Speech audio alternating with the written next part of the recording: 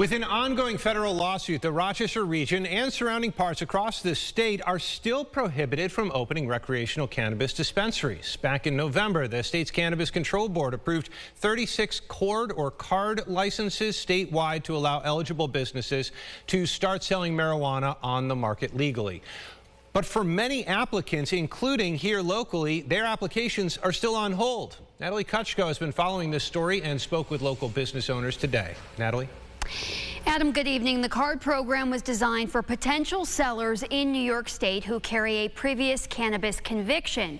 In November, and prior to the approval of the first licenses, a federal judge ruled in favor of an injunction preventing the Finger Lakes and regions of western and central New York to obtain licenses.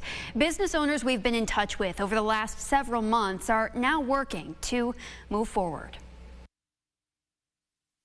Earlier this week, a federal judge ruled against the state attorney general's office, which sought to remove the ongoing injunction on approving cannabis dispensary licenses in 5 regions of New York State, including the Finger Lakes. The lawsuit, filed from a Michigan-based company, claiming the process discriminated against out-of-state businesses.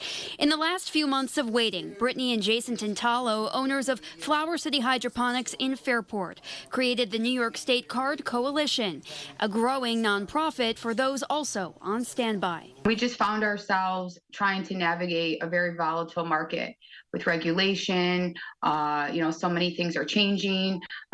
People having access to capital, being able to find locations now. And all of us are at different stages. The group is now made up of roughly 100 members, including card applicants and current license holders, sharing resources and maintaining conversation alongside the State Office of Cannabis Management. I believe that a lot of people are going to, need the resources to navigate. This isn't something that's going to be built overnight. Tintalo says they and other applicants maintain the hope that they too will have a chance to open in the future. It's almost feeling as though a lot of attention is downstate and not upstate. That's something that, we're actively trying to sort of bridge that gap as a coalition and just as a card applicant to make sure that all of us here are not forgotten about, despite the injunction.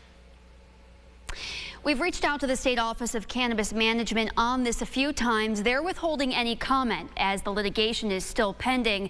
And meantime, for those locally interested in signing on with this coalition, we'll have more details on rochesterfirst.com. Adam, back to you. Natalie, thank you. We'll, of course, stay on top of this rollout and let you know if anything changes with that injunction.